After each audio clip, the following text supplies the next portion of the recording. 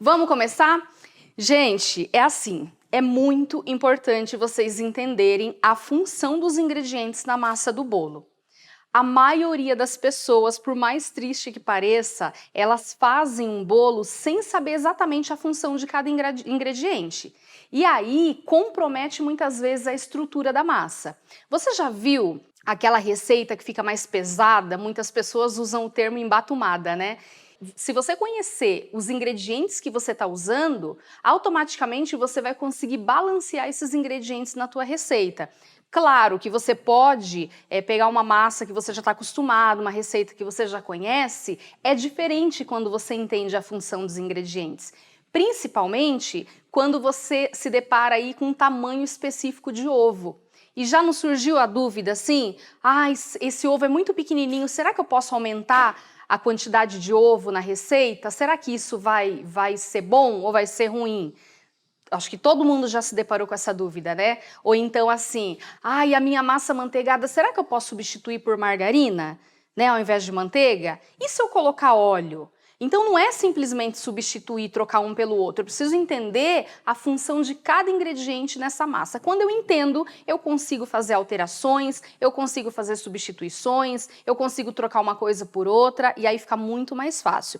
E consigo até desenvolver a minha própria receita, muitas vezes, tá? Então vamos lá. Eu vou começar falando para vocês o seguinte, que os ingredientes, todos os ingredientes da massa do bolo, eles possuem 6 funções diferentes na massa do bolo, podendo ser repetidas essas funções. Por exemplo, ela tem a função de estrutura, maciez, sabor, crescimento, absorver umidade e umidade. Em muitas receitas, um único ingrediente pode exercer 2 ou 3 funções iguais a essa na massa do bolo. Ou outro ingrediente pode exercer apenas uma dessas funções na massa do seu bolo, tá? Então, vamos começar a entender aqui, por exemplo, a farinha de trigo. Deixa eu pegar aqui a farinha de trigo, vou começar por ela, tá? Porque a farinha, a gente precisa conhecer bem qual é a farinha que eu vou usar, a farinha ideal para eu usar na massa do meu bolo. Primeira coisa, para bolo eu preciso me preocupar com a porcentagem de proteína que contém na minha farinha. E como que eu conheço, como que eu sei a porcentagem de proteína que tem na minha farinha? Então não é mais ou menos assim, qual farinha que é boa? Qual farinha que você me indica? Porque Dona Maria usa Dona Benta. Porque minha mãe usa Rosa Branca. Não é assim, não é o nome, não é a marca da farinha, mas é o teor de proteína, a porcentagem de proteína que contém na farinha. Então você vai olhar lá no supermercado, de preferência uma farinha que venha numa embalagem de papel, porque é uma farinha mais seca. Uma farinha numa embalagem plástica, ela é uma farinha mais úmida e você precisa peneirar algumas vezes para ela se tornar mais seca. Então eu prefiro uma embalagem de papel porque é uma farinha mais seca, tá? Então você vai olhar aqui, ó, aqui atrás, nesse caso aqui do lado, tá? Aqui nós temos informações nutricionais. É aqui que você vai ter que olhar. E aqui tem um campo escrito proteína. Aqui na proteína você vai ter que ver a porcentagem da sua farinha. E quando que ela é considerada uma farinha boa para a massa do meu bolo? Quando ela tem abaixo de 7% de proteína. Ela até pode ter 7%, mas 7% para baixo. E por que isso? Simplesmente porque a proteína é o fator principal para desenvolver o glúten da minha farinha de trigo. E vocês já ouviram falar que o glúten é uma massa elástica? Quanto mais eu desenvolvo, ou seja, quanto mais eu bato na batedeira, ou quanto mais eu sovo aquela massa, mais eu vou desenvolver essa cadeia de glúten? Pois é, esse glúten, como é um elástico, isso vai deixar minha massa pesada, ou como muitas pessoas chamam, uma massa embatumada. Então eu não posso desenvolver o glúten da minha farinha. E como é que eu desenvolvo menos esse glúten? Com uma porcentagem mais baixa de proteína. Então quanto mais proteína eu tiver na minha farinha de trigo, mais vai desenvolver esse glúten e deixar minha massa pesada, tá? E como que eu faço se no mercado eu só encontro farinha de 7% de proteína para cima? É um risco muito grande de desenvolver o glúten na minha massa? Sim, é um risco muito grande. Para isso eu tenho uma dica para você. Você pode preparar uma misturinha com 20% de amido de milho. Você pega a sua farinha de trigo, 20% daquela quantidade você coloca de amido de milho e mistura. Esse amido, ele vai neutralizar um pouco dessa proteína, impedindo desenvolver tanto esse glúten na farinha. Então uma dica, você já pode deixar aí uma farinha pronta para você só fazer bolo, tá bom? O que também interessa aqui numa massa de bolo, né, é que seja uma farinha especial, né? O que é uma farinha especial? É uma farinha de grãos finos, né? Uma farinha mais clarinha, né? Mais fininha. Então isso influencia demais também na massa do meu bolo, tá? E aí você vai ler aqui o rótulo para você descobrir se essa farinha ela é uma farinha especial, tá? Então isso contribui demais. Já para a massa de panificação é o contrário, né? Eu preciso de uma porcentagem de proteína acima de 7%, porque a minha intenção é desenvolver bem esse glúten, porque aí quanto mais eu desenvolvo o glúten, mais eu tenho uma massa de panificação macia, fofinha. Então sempre pensa nisso. A farinha que você vai usar para fazer pão não é a mesma para fazer massa de bolo. Isso é uma regra, tá bom? Tem uma pergunta aqui da Jucris. Coloca 80% de farinha e 20% de amido? Pode ser, exatamente isso. 20% de amido. Muitas confeiteiras já deixam a farinha pronta para usar na massa do bolo. Eu sei que no Brasil nós não temos ainda essas farinhas especiais, né? Mas em outros países é comum você já encontrar e na embalagem ela já está escrita farinha para bolo. Então você já sabe, não precisa fazer essa misturinha, tá? Bom, então o que a farinha vai proporcionar na massa do meu bolo? Principalmente estrutura, tá? Então ela é responsável pela estrutura, pela firmeza. Por mais que eu não possa desenvolver esse glúten, né, na minha farinha, ela contém glúten. E essa cadeia de glúten, ela vai formar umas teias na massa do meu bolo que é responsável diretamente pela estrutura do bolo. Então, um bolo firme, um bolo que cresce, um bolo que tá ali inteiro, é por conta da farinha de trigo, tá? E se você me perguntar, né, você pode me perguntar, Fabi, eu sou intolerante, eu não posso com farinha de trigo, eu não posso com glúten, eu posso substituir por outro tipo de farinha? Você até pode, mas não espere a mesma textura de massa. Você vai ter uma estrutura completamente diferente. Isso é muito comum quando você quer substituir qualquer ingrediente, tá? Então é aquela história, poder você pode, mas se prepara porque vai ser uma massa completamente diferente, tanto de sabor quanto de estrutura. Bom, aqui eu já vou falar do açúcar, que é responsável pela maciez do meu bolo. E eu tenho aqui alguns tipos de açúcar que eu vou colocar aqui para explicar para vocês. Essa é uma dúvida muito frequente. Que tipo de açúcar eu posso usar na massa do meu bolo, né? Muita gente tem dúvida em relação a isso, e se isso realmente altera em algum fator ou não. A verdade... Deixa eu só fazer uma pergunta. Sabor da massa está perguntando, essa regrinha que você está ensinando é para qualquer massa ou só a manteigada? Qualquer massa de bolo, independente. Agora, eu quero falar com vocês sobre açúcar, tá? Essa é uma grande dúvida aí.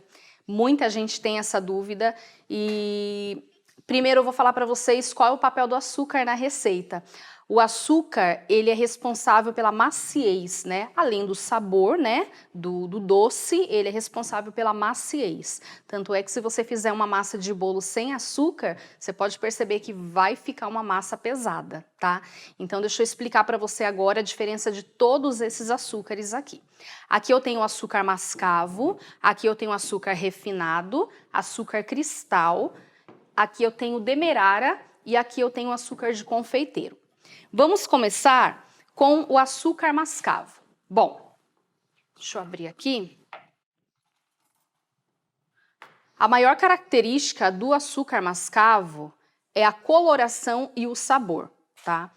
Ele é um açúcar mais saudável, tá? Porque ele não é passado por um processo de refinamento para deixar ele mais claro, enfim. Tanto é que ele tem a cor natural, né? Da cana, tem um sabor muito forte da cana. Você pode fazer a massa de bolo com esse açúcar, vai ter estrutura, vai ficar legal, mas o sabor vai ser alterado e a cor também da sua massa vai ser alterada. Então você precisa ver se vale a pena trocar por açúcar mascavo aí a tua receita, tá? Mas é um açúcar muito gostoso e que dá super certo fazer a massa do bolo com ele também. Bom, aqui nós temos o açúcar demerara. O açúcar demerara, ele é um açúcar cristal, mas ele é passado por alguns processos, né? Então ele é conservado só 10% aqui dos sais minerais nele. Então não é um açúcar tão saudável assim. E eu tenho uma diferença também aqui na hora de fazer a massa do meu bolo, porque a coloração dele é mais escura um pouquinho, não é tanto quanto o mascavo, mas ele é escurinho. Então eu vou ter uma alteração de cor aqui na massa do meu bolo. Como ele é um açúcar cristal, ele vai demorar um pouco mais também para derreter no processo, tá? Então tem que levar isso em consideração. Na receita do bolo, quando eu bato ovos com açúcar, eu tô querendo liberar gases nesse processo e esses gases, eles vão contribuir no crescimento do meu bolo, tá? Então, quanto mais eu bato os ovos com açúcar, mais esses gases são liberados. E se eu uso um açúcar que tem uma gramatura maior, como cristal ou demerara, esse processo vai ser muito mais demorado. Então, você precisa ver se vale a pena usar, né, ou cristal ou demerara por conta dessa demora, tá? No caso demerara, além do tempo, eu tenho também a coloração alterada. Bom, aqui eu tenho o cristal, né? Que esse aqui, pela coloração, você pode perceber como ele é branquinho. Ele já não tem nutrientes, tá? Ele é granuladinho e entra nessa questão que eu falei para vocês, da demora no processo, né? Então, tanto para fazer massa de bolo, como calda, recheio, qualquer outra coisa, dá para fazer. Só que ele é mais demorado, então não sei se vale a pena usar nesse ponto, tá? Só levando em consideração que, por exemplo, no Nordeste é muito mais difícil verdade. achar o açúcar refinado. É verdade. Às vezes, e quando acha, é muito mais caro. Né? Eu tive essa experiência. No Nordeste é um pouco mais difícil. Agora, calma que não é só desvantagens não, tá? Eu tenho uma vantagenzinha aí no açúcar cristal, porque mesmo o branquinho, na coloração do bolo, ele acaba caramelizando mais do que o refinado. Então, no aspecto da massa, eu tenho uma massa um pouco mais douradinha com açúcar cristal, tá bom? O açúcar cristal, ele pode ser batido no liquidificador para ele ficar mais fininho? Pode. Se eu não quero passar por esse processo, por essa demora na preparação, por exemplo, da massa do bolo, do recheio, enfim, num Butter Queen, eu posso bater no liquidificador, ele vira um pozinho e eu posso fazer assim, que é muito mais rápido. Bom, aqui eu tenho açúcar refinado, que é o mais comum na confeitaria, né? Ó, que ele já é fininho, não tem nenhum nutriente, pelo contrário, né? Mas ele é o mais indicado na confeitaria, porque ele já está prontinho para usar, tá? Pela espessura, né, dos grãozinhos dele. Agora, eu tenho um açúcar, que é o açúcar de confeiteiro, que nada mais é do que esse açúcar, ele parece um talco, de tão fininho que ele é, ó. Ele é muito fininho. Só que é o seguinte, aqui você precisa se atentar, porque o açúcar de confeiteiro, ele tem duas versões, na verdade são 3 versões. Eu tenho açúcar de confeiteiro, que é só açúcar. Eu tenho açúcar impalpável, que é esse açúcar fininho misturado com amido, que as pessoas usam geralmente para abrir pasta americana, para não grudar na bancada, né, fazer esse tipo de trabalho. E tem o açúcar gelado, que é o mesmo açúcar de confeiteiro, também com amido e um mentolado junto, que dá, além de um saborzinho refrescante, quando eu jogo em cima de alguma superfície úmida, esse açúcar não é absorvido pela umidade desses produtos, tá? Então ele permanece ali em cima de frutas, de bolos, sem ser penetrado, né? Por causa desse amido com esse mentolado nele, tá? Dá todo um charme. Dá todo um charme. Agora, se for fazer massa de bolo, eu tenho que usar o de confeiteiro sem nada. É só o açúcar feito pozinho mesmo, tá? Sem adição de amido, sem adição desse mentolado. Então, posso fazer massa de bolo com açúcar de confeiteiro? Posso.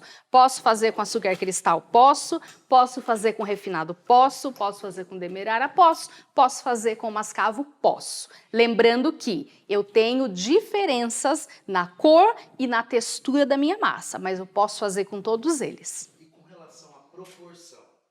Mesma proporção. Mesma coisa. Não muda em nada. Eu só mexo na proporção se eu for trocar açúcar por adoçante culinário. Agora, açúcar é açúcar. É sempre na mesma proporção. Bom, então, como eu falei para vocês, o açúcar é um ingrediente que vai trazer maciez no meu bolo, tá? Além do sabor também. Sabor, eu tenho pelo açúcar, por essências, por pastas, por oleaginosas, tudo que a gente chama de carga, a gente vai acrescentar sabor na massa do bolo, tá? Então tem que tomar muito cuidado com proporções. Por exemplo, essência geralmente a gente coloca a gosto.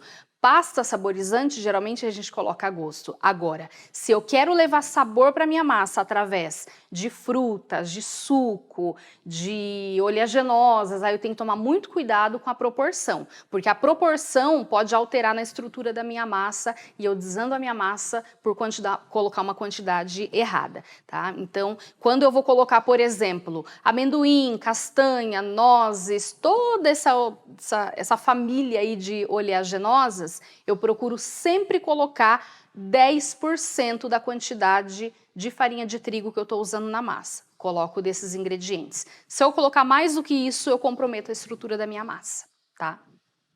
Mais alguma pergunta? Só com relação ao adoçante, não sei se você vai falar agora. Olha, eu posso falar, peraí. Quando eu vou usar adoçante, substituir o açúcar por adoçante na minha massa, é importante escolher um adoçante culinário, que geralmente ele é em pó. Agora, eu nunca uso adoçante no mesmo peso do açúcar, eu uso na mesma quantidade em relação à medida. Por exemplo, se a minha receita do bolo pede 200 gramas de açúcar, eu vou ver na quantidade quanto que dá aqueles 200 gramas. Por exemplo, vou pegar 200 gramas de açúcar e vou pegar lá em colher. É só um exemplo. Ah, deu 10 colheres de sopa, por exemplo. Então, são essas 10 colheres de sopa que eu vou pegar de adoçante. Entende? Eu não vou me prender ao peso. Por quê? Porque o adoçante culinário, ele não pesa, ele é um talco, né? Então, não faz sentido nenhum usar ele na proporção de peso. Agora, uma coisa que é muito importante você entender, você que vende, você que trabalha com público, né? Quando você for oferecer um produto desse para o seu cliente, você precisa saber se o seu cliente apenas não consome açúcar porque ele está de dieta, né? Porque, enfim, ou se realmente ele tem uma patologia, ele é diabético, ele tem pressão alta. Então, é muito importante entender esse processo, porque existem alguns tipos de adoçante no mercado. Se tiver até alguma nutricionista aí me assistindo e puder me ajudar nisso, eu agradeço, tá? Existem alguns adoçantes no mercado que realmente eles são adoçantes, né? Eles são zero açúcares, mas eles têm alguns componentes ali que fazem muito mal, por exemplo, para uma pessoa hipertensa, né? Que, por exemplo, tem adoçante que é à base de sucralose, mas também tem um ingrediente chamado ciclamato de sódio e sacarina sódica, que é um veneno para quem tem pressão alta. Então, eu não posso simplesmente substituir e colocar lá na receita. Se o meu cliente, ele é diabético, mas ele também tem pressão alta, eu estou matando ele. Então, cuidado, tá? Muito cuidado nessa hora. Então, vale a pena aí conhecer os tipos de adoçante, o que contém em cada adoçante, tá bom? Não é assim, e fazendo aleatoriamente, tá? A minha dica é, use adoçante simplesmente à base de sucralose, ou tem um que tá muito na moda aí no mercado, né, que é o xilitol. O xilitol, ele é muito bom e ele é indicado para todo mundo, tá? Tanto para diabético quanto para quem tem pressão alta. Ficaram com algumas dúvidas no sabor. Sabor. Você falou rápido e Tá. consegui entender algumas pessoas. Tá. Eu já vou voltar no sabor, mas para falar de sabor eu também preciso falar de ingredientes líquidos, porque isso tem uma ligação grande. Quando eu for para os ingredientes líquidos, eu volto aqui no sabor então para dar mais essa pincelada, tá bom? Gente, vamos falar então dos agentes responsáveis pelo crescimento da minha massa. Eu falei para vocês que são bicarbonato, fermento em pó, e os ovos, sim, os ovos. Os ovos, além de conter gordura e são responsáveis pela maciez do meu bolo, também são responsáveis pelo crescimento. Algumas receitas, principalmente as do método espumoso, a gente precisa primeiro bater os ovos, né? Ou claras ou os ovos com açúcar. Então, quanto mais eu bato esses ovos, mais essa espuma vai crescer, mais eu tô colocando, liberando gás, né, ar para dentro desses ovos, e esse ar vai ser responsável pelo crescimento da minha massa, tá? Então, os ovos, ele tem ligação direta com o crescimento e também com a maciez da minha massa, tá? Deixa eu ver aqui se eu marquei, tá? Pelo crescimento e a maciez da minha massa. O ovo também é responsável pela estrutura da massa. Todo ingrediente que contém proteína, esse ingrediente ele age diretamente com a estrutura da massa. Então, farinha de trigo tem proteína, é responsável pela estrutura. Leite tem proteína, é responsável pela estrutura.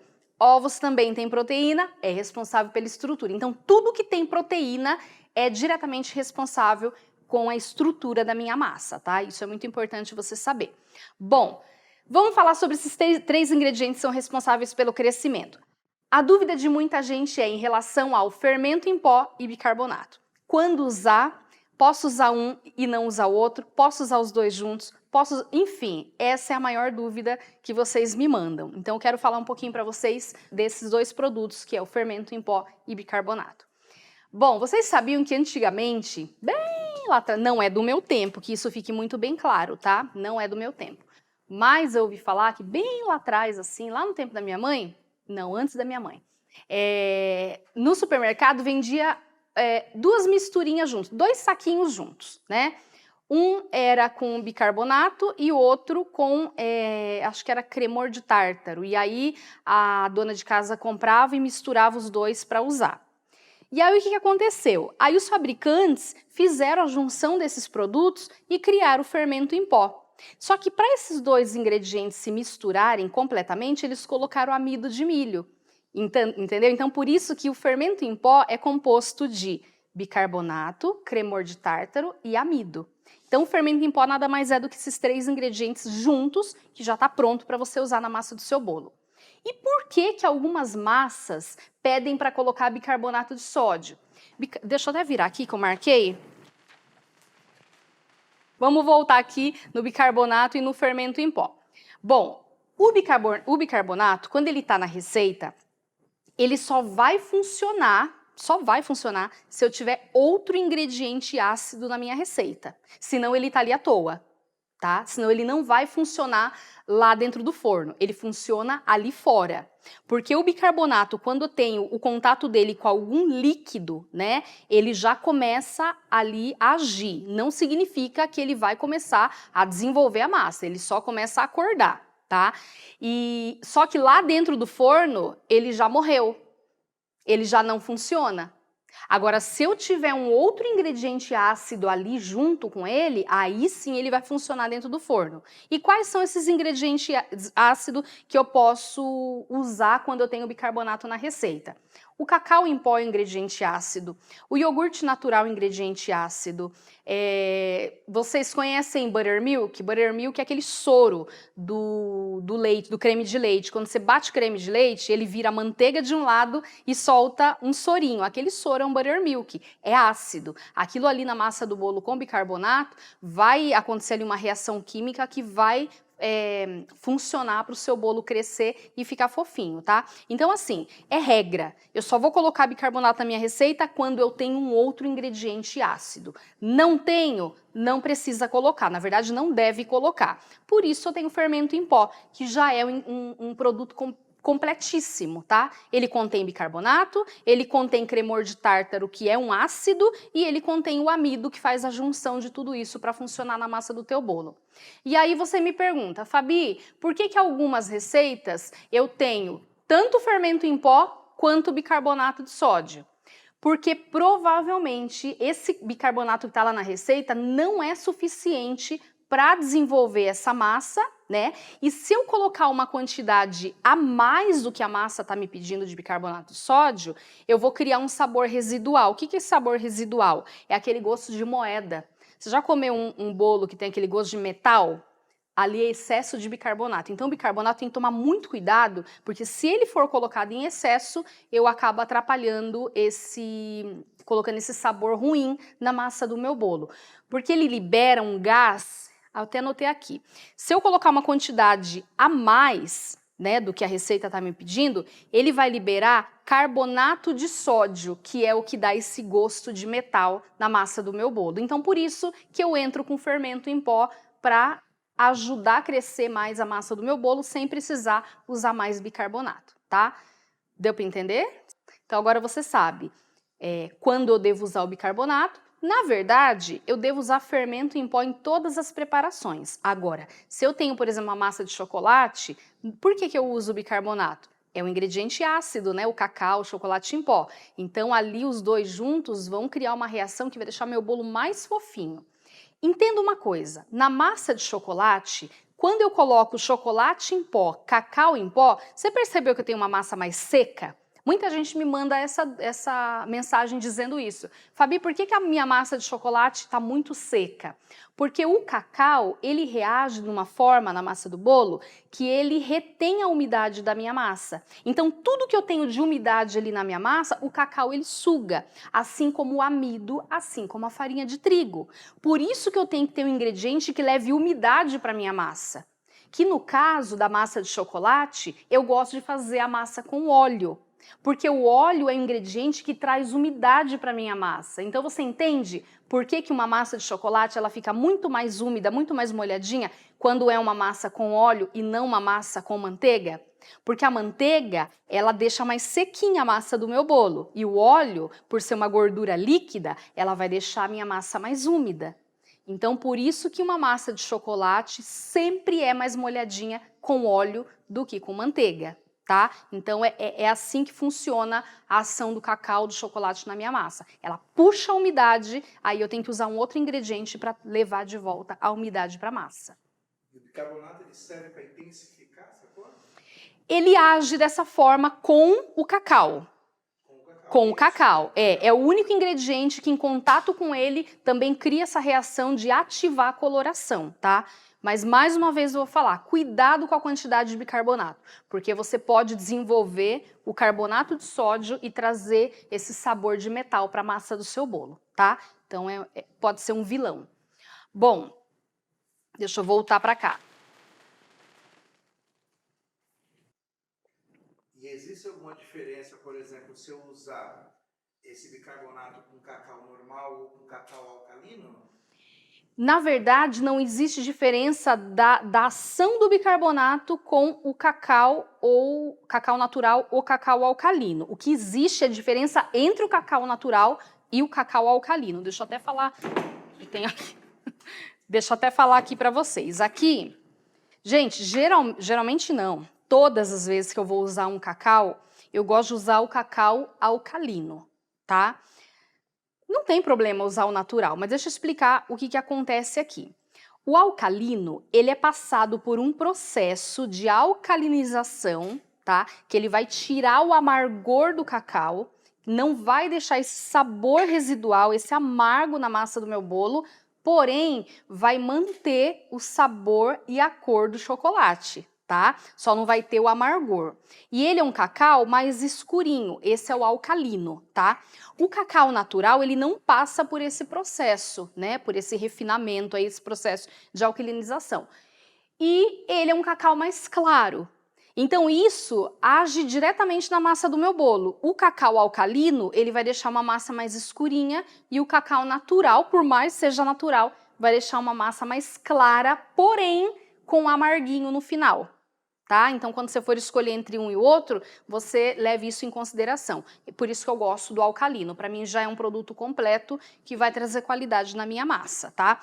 Agora, entre o cacau natural, cacau alcalino e chocolate em pó, qual é o melhor para eu fazer a massa do meu bolo? Eu até coloquei um post por esses dias lá no meu Instagram perguntando qual que você usa. Bom, você tem que levar em consideração que o chocolate em pó ele contém açúcar em porcentagens diferentes. E como que eu sei a porcentagem de cada chocolate em pó? É muito simples, é só olhar na embalagem. Quando você vê que o chocolate em pó ele é 50%, isso significa que 50% dele é cacau, 50% dele é açúcar. Se eu uso um produto desse na massa do meu bolo, você percebe que eu estou alterando o açúcar da minha massa? Então, muitas vezes, você tem um bolo de chocolate completamente melado por cima, aquele bolo que você tira do forno e ele tá com aquele aspecto melado. E na teoria, né, muita gente fala que aquele melado é por conta da temperatura do forno, e isso não existe, porque eu já fiz muitos testes e eu já vi o porquê que acontece esse melado. Esse melado nada mais é do que o excesso de açúcar na sua massa, tá? Então, faz um teste. Faz assim, não acredita no que eu estou falando, testa aí, depois você me conta. Faça a mesma massa com cacau e depois faça com chocolate em pó. Coloca uma foto e me marca. Fala para mim qual é a massa que vai ficar melando por cima. Eu te dou a resposta. Eu tenho certeza que é a massa com chocolate em pó, tá? E a massa com cacau ela vai ficar completamente sequinha. Bom, vamos agora aqui, ó. Absorver umidade, né, que é uma das funções dos ingredientes do bolo. Essa função de absorver a umidade, ela é, como eu já tinha falado, ela é feita pela farinha de trigo, pelo amido, pelo cacau. Então, esses ingredientes, eles são responsáveis, na verdade não são responsáveis, eles contribuem, né, com a retirada de uma umidade na massa, que também se sua massa tiver um excesso de umidade, eu não vou ter um bolo estruturado. Né? Eu posso até ter um bolo úmido, mas estrutura eu comprometo completamente. Então eu venho com outros ingredientes para tirar a umidade e contribuir na estrutura do meu bolo. Só que eu não posso tirar completamente essa umidade, por isso, gente, tem que ter um equilíbrio. Então não adianta ficar tentando inventar roda, sabe? Eu tenho que ter uma receita legal de massa de bolo. Muita gente me manda mensagem assim, ai Fabi, eu queria eu mesma desenvolver minha própria massa de bolo. Eu acho muito bacana isso, mas cuidado. Faça testes. Não é a primeira massa que você vai desenvolver que vai ficar maravilhosa. Você tem que estar disposta ou disposto a fazer vários testes. Se eu puder dar uma dica para você desenvolver sua própria massa, começa de um princípio assim. Você vai usar uma quantidade de farinha de trigo, digamos que você vai usar 400, 500 gramas de farinha de trigo. Então a regra qual que é? Sempre 50% dessa quantidade de ovos, 50% dessa quantidade de gordura, 50% dessa quantidade de líquido, e o açúcar é o que está ali parecido. Ou eu uso a mesma proporção de açúcar, ou eu uso pelo menos 70%, 80% de açúcar. Isso que eu estou falando tomando base pela farinha de trigo, tá? Então é farinha, 70% a 80% de açúcar e sempre 50% de ovos, gordura e líquido. E aí você pode desenvolver a tua massa e a tua receita a partir dessas dicas aí, tá bom? Gente, eu vou falar de um ingrediente muito importante aqui, que é o líquido que vai na massa do bolo. Passa para mim esses 3 copos aqui, por favor. Ó, eu coloquei aqui um leite, suco e água. Na verdade, essa é a dúvida de muitas pessoas. Ó. A maioria das receitas pede leite. Algumas pedem água e outras pedem suco. Qualquer tipo de suco. Eu sempre recebo essa pergunta. Fabi, posso trocar o leite por suco? Posso colocar água com essência? Posso colocar leite de coco? Posso... Muita gente pergunta. E a resposta que eu vou dar para você é o seguinte: poder, você pode. Claro que pode. Imagina, eu tenho um suco de laranja, eu quero ter o sabor da laranja. E como é que eu dou o sabor da laranja no meu bolo? Colocando suco, né? No caso, seria um suco de laranja. E por que que em algumas receitas eu tenho leite, outras água e outras suco? Gente, vocês lembram que... Será que eu já falei do leite? Acho que não falei do leite, né? Me dá esses 2 leites aí, por favor. Deixa eu aproveitar aqui. Eu tenho 2 leites aqui. Ó, eu tenho aqui um leite integral e tenho um leite desnatado. Gente, eu não sou garota propaganda dessa marca, tá? Eu tenho esse leite aqui, então eu resolvi mostrar para vocês. Os 2 são leites. porém um integral e outro desnatado. Isso significa o quê? Significa que um tem uma porcentagem de gordura e outro tem outra porcentagem de gordura. O integral, ele tem 3% de gordura, né? E o desnatado, ele tem abaixo de 0,5 de gordura, ou seja, o integral ele é mais rico em gordura. Isso significa o quê? Se ele é mais rico em gordura, ele vai me dar uma massa de bolo com maior qualidade. Porque gordura, o que representa a gordura na massa do meu bolo? A gordura traz maciez, a gordura traz textura, estabilidade na massa, traz uma série de coisas, além de sabor também, né? Então, o leite integral é o mais indicado. Agora, quando que eu posso substituir o leite por água ou por suco? Gente, na maioria das receitas, eu posso até garantir para vocês que em todas as receitas você pode fazer essa substituição. Porém, a água não tem proteína. A água não tem gordura. O leite tem proteína e tem gordura. O suco tem sabor, só não tem gordura. E também não tem proteína. Então vocês entendem que cada ingrediente aqui, por mais que eu possa usar os três, cada um vai ter uma função diferente na massa do meu bolo? E no que isso compromete a massa do meu bolo? No resultado final. Então faça a mesma massa com água, faça a mesma massa com leite e a mesma massa com suco.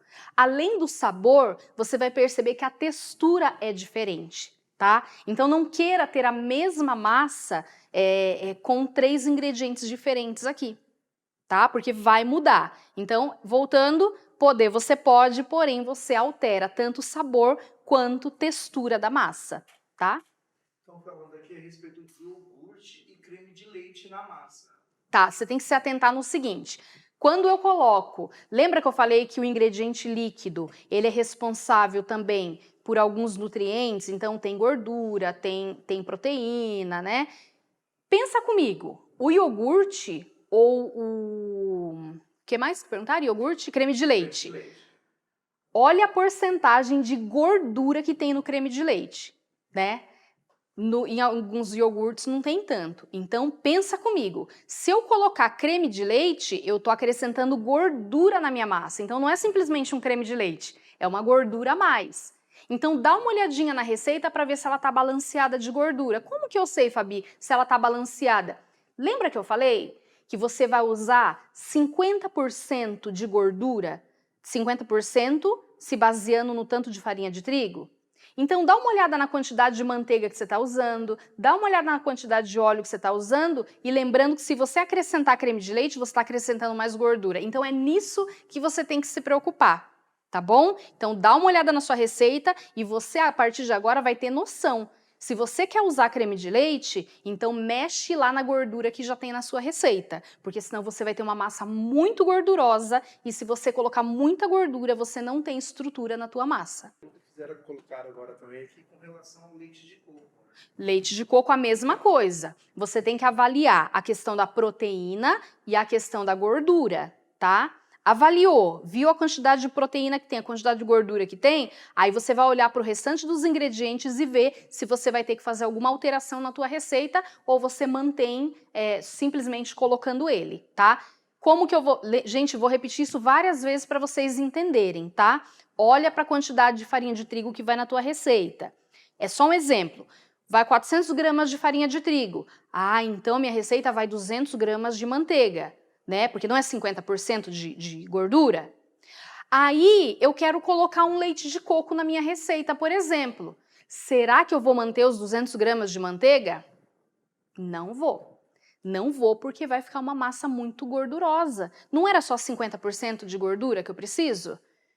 Então, se eu colocar leite de coco, se eu colocar creme de leite, eu vou aumentar essa... Não vai ser mais 50% de gordura.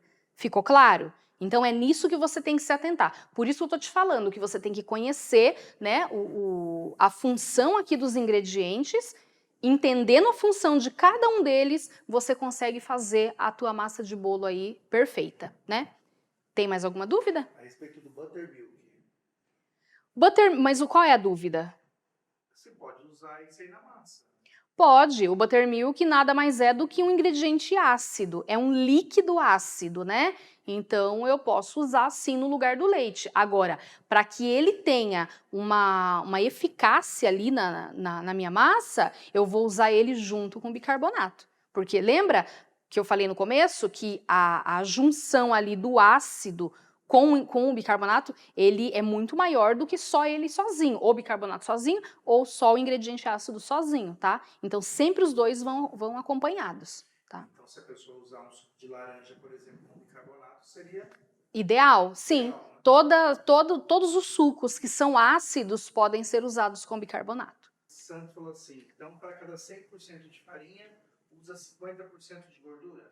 De gordura, 50% de líquido, 50% de ovos, tá? Tô falando em peso, tá, gente? Geralmente é assim. Vocês estão vendo como é importante a gente conhecer a função de cada ingrediente na massa, gente? Aqui é a base de tudo. É aqui que começa todo o trabalho, né? Do confeiteiro, da confeiteira. Para que vocês não peguem apenas a receita de uma massa, peguem lá o caderninho, peguem lá, né, o tablet, abram, vejam a receita e comecem a fazer e não saibam nada. Não, a gente precisa se profissionalizar, a gente precisa entender do assunto. E a gente só vai entender com o estudo, tá? Então vamos lá, deixa eu mostrar aqui para vocês, ó. Essa é uma dúvida muito frequente, né? Se eu posso substituir, no caso, manteiga por margarina. Gente, é assim, ó, essa manteiga, ela tá em temperatura ambiente, ela tá assim uma textura de pomada, tá? O ideal para eu usar na massa do meu bolo. Essa é uma dica também que eu vou dar para vocês. O ideal é você usar uma manteiga na massa do bolo em textura de pomada. Se você tem um termômetro, ela vai estar ali mais ou menos entre 20 e 23 graus, tá? Mais ou menos nessa temperatura. Nem manteiga muito mole e nem manteiga gelada é legal usar na massa do bolo, sempre nessa temperatura. Outra dica, quando for fazer um bolo, o ideal é que todos os ingredientes estejam na mesma temperatura. Não vai usar leite morno, ovo gelado, manteiga, não. Todos eles têm que estar na mesma temperatura, porque isso compromete também a textura da minha massa, tá? E a verdade é o seguinte, que eu posso substituir manteiga por margarina e vice-versa. Poder eu posso, tá? Mas não é o ideal, porque são gorduras completamente diferentes. Eu tenho aqui uma gordura de origem animal, né, que eu considero uma gordura saudável. Isso aqui no organismo tem uma ótima absorção. Isso aqui o meu organismo vai receber bem e vai expelir bem, né? Então é a gordura animal, tá? Que a gente está falando, do leite, então a manteiga. Agora, a margarina já é outra história. A margarina é um produto de origem vegetal, tá? A margarina não tem uma boa absorção no nosso organismo. A gente vai ingerir a margarina e para sair essa margarina daqui vai ser difícil, vai ser punk. Esse produto, eu vou assustar vocês agora, esse produto aqui é responsável por entupir muitas veias do coração. Entendeu? Então, por aí você já sabe se você deve usar margarina nas suas preparações ou não, tá? Tanto é que se eu deixar essa margarina em temperatura ambiente por muitos dias, ela vai continuar assim, intacta. Agora, se eu deixar manteiga em temperatura ambiente por muitos dias, provavelmente ela vai embolorar, porque ela contém ingredientes naturais, né? E são mais perecíveis, então é essa a diferença. Ah, Fabi, mas é um produto mais barato. Realmente, é um produto mais barato, né? Então você pode baixar o custo da tua receita, né?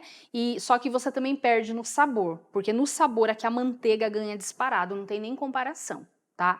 Estrutura. Eu vou ter um bolo estruturado com margarina? Tem. Não estou falando que é estruturado como o da manteiga, mas é estruturado, porque é uma gordura, tá? Então, todo bolo que eu faço com alguma gordura é uma massa estruturada, seja com óleo, seja com margarina ou seja com manteiga. Agora, qual que é o bolo com a melhor estrutura? Claro que é com a manteiga. Por quê? Porque a manteiga, aqui, ela tá, ó, molinha, certo? Ó, ponto de pomada. Se eu levo essa manteiga para a geladeira, eu tenho uma manteiga dura, um bloco. A mesma coisa é na massa do meu bolo, assim que a massa do meu bolo vai se comportar. Em temperatura ambiente, a massa do meu bolo vai estar macia, fofinha, úmida, e lá na geladeira a massa do meu bolo vai ficar dura, mais seca. Fabi, mas é bom ter um bolo duro, seco? É bom sim, para você transportar, tá? Então ele tem uma estrutura melhor. Então no caso, por exemplo, de bolos de andar, né? Com certeza você tem que fazer com manteiga, tá? Porque na hora do transporte, para você não correr risco nenhum e o bolo ficar intacto, esse bolo tem que estar durinho, gelado. Então o ideal é manteiga. Agora, faça os testes para você ver a diferença de um para o outro, tá? E no caso do óleo, deixa eu pegar um óleo aqui. Quando eu uso óleo, eu gosto de usar na massa do bolo um óleo de girassol, um óleo de canola. Eu uso de soja também, só que eu preciso entender que o óleo de soja ele vai deixar um cheirinho residual, porque a soja ela é mais forte. O óleo é mais amarelo e o sabor também é mais forte, tá?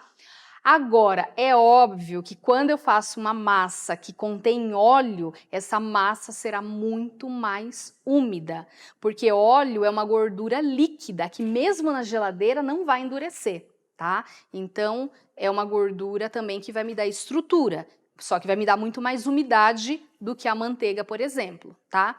Agora, entre uma massa de óleo e uma massa de manteiga, qual que é a massa mais saborosa? Com certeza, a massa de manteiga.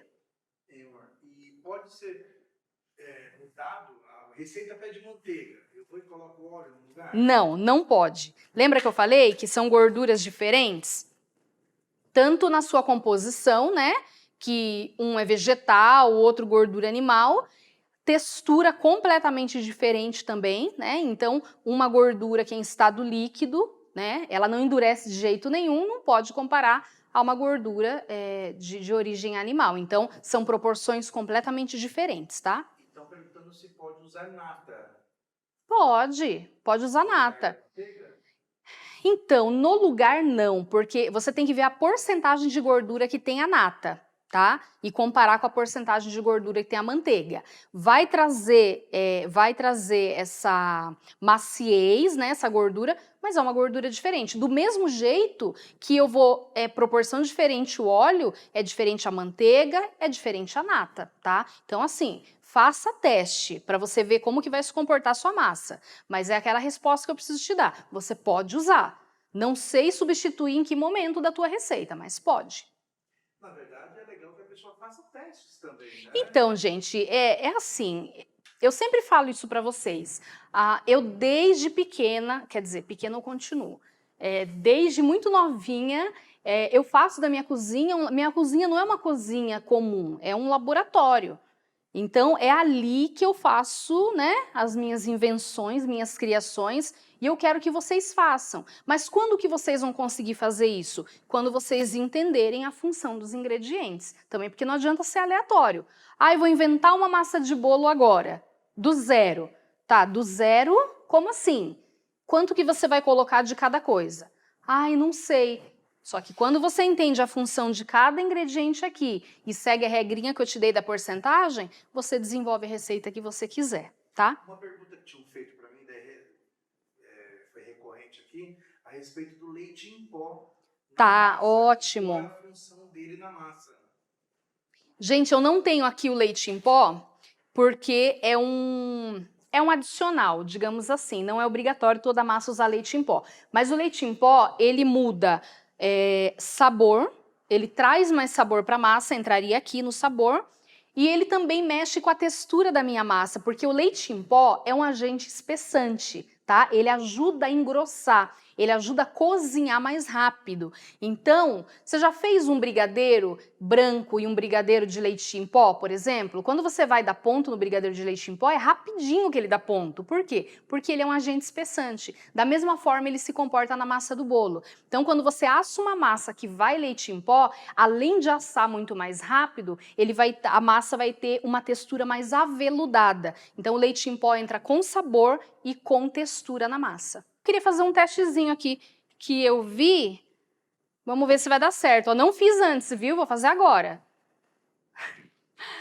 Ih, vamos ver se vai dar certo. Para ver se funciona. Aqui eu tenho 2 copos com água. Se não funcionar, ok. Ó, vou colocar... Nossa, mas aqui tem muita água, amor. Pera aí, deixa eu tirar um pouco dessa água. Deixa eu colocar aqui um fermento em pó na água. Ai, Jesus. Ó, vamos ver. Acho que eu coloquei pouco, né?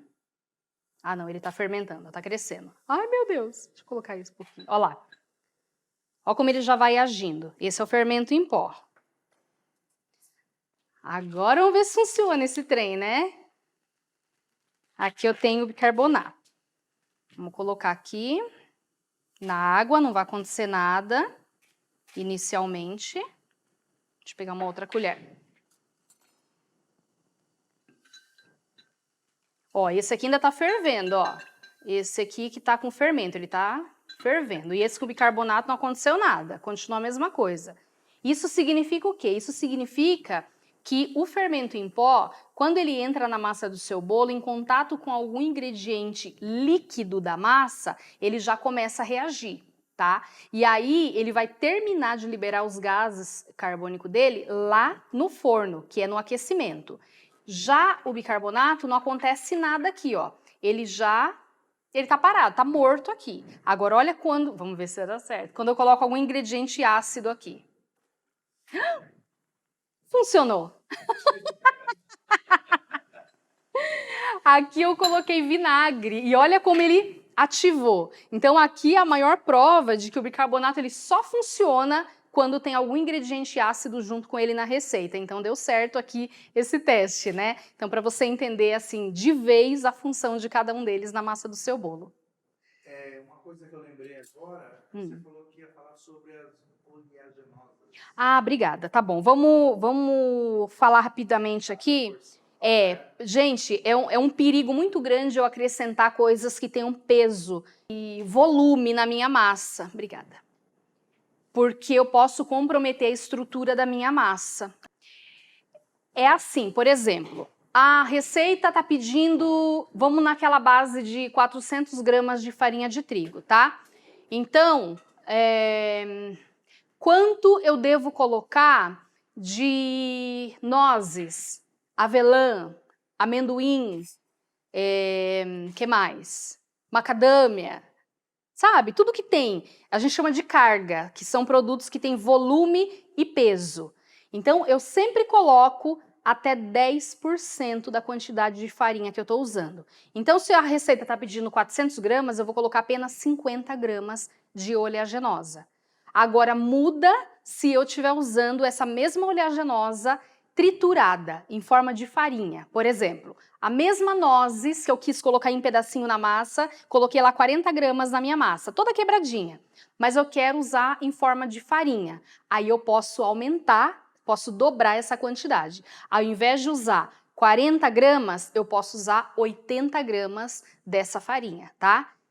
Entendeu? Então, tudo que é farinha, isso eu considero também coco ralado, leite em pó na massa, né? Tudo que vai dar sabor na minha massa em formato de farinha, eu posso usar essa proporção de 400 de farinha e 80 gramas desse produto. Agora, se é em pedaço, em volume, eu uso apenas 10% da quantidade de farinha.